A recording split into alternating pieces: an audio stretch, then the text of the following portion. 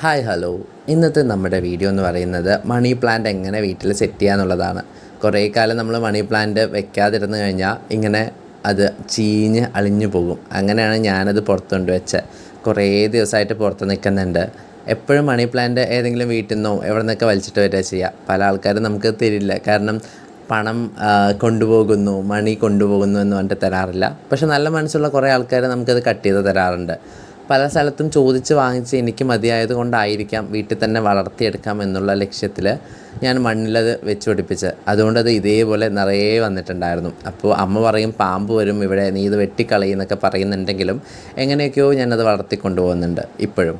ഈ ബോട്ടിലെന്ന് പറയുന്നത് ഞാൻ റോട്ടിൽ കൂടെ പോകുന്ന സമയത്ത് കുപ്പിയും പാട്ടിയും പെറുക്കുന്ന ആൾക്കാരെ പോലെ ഞാനും പെറുക്കാറുണ്ട്. ബീർ കുപ്പി എവിടെ കണ്ടാലും പെറുക്കും. ഇപ്പോൾ കുറച്ചായിട്ട് പെറുക്കാറില്ല. അപ്പോൾ വീട്ടിൽ വളർത്തുക എന്നുള്ളത് കുറച്ച് ഡിഫിക്കൽട്ടി ആയിട്ടുള്ള കാര്യമാണ്. അധികം ഇലകളൊന്നും വരത്തില്ല. എപ്പോഴും ഇങ്ങനെ കോൺസ്റ്റൻ്റ് ആയിട്ട് നിൽക്കും. ഒരു മാസമോ 2 മാസമോ കൂടുമ്പോൾ ഒരു ഇലയോ 2 ഇലയോ വരും, അങ്ങനെയൊക്കെ ഉള്ളൂ. വീക്കിലി 1 ടൈം വെള്ളം ഒഴിച്ചു കൊടുക്കുക എന്നുള്ളൊരു പ്രൊസീജിയർ മാത്രമേ ഉള്ളൂ.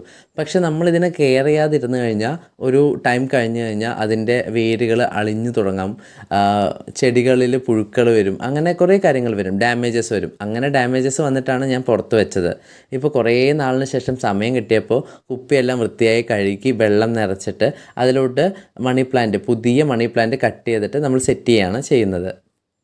ഓരോ സ്റ്റാറ്റസ് ഇടുമ്പോഴും വീട്ടിൻ്റെ റൂമിൻ്റെ കാര്യങ്ങൾ കാണിക്കുമ്പോഴും ഒക്കെ മണി പ്ലാന്റ് ഞാൻ കാണിക്കാറുണ്ട്. അപ്പോൾ എല്ലാവരും വിചാരിക്കും അടിപൊളിയാണല്ലോ എന്ന്. അടിപൊളിയൊക്കെ ആണ്, പക്ഷെ മെയിൻറ്റെയിൻ ചെയ്തില്ലെങ്കിൽ അടിപൊളിയൊക്കെ പോകും.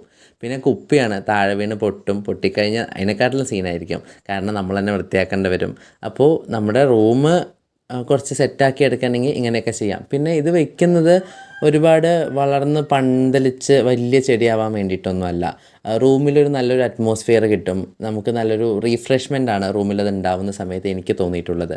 അപ്പോൾ ഇതുപോലത്തെ വീഡിയോസിന് അക്കൗണ്ട് ഫോളോ ചെയ്യുക. അടുത്ത വീഡിയോ ആയിട്ട് കാണാം. ബൈ.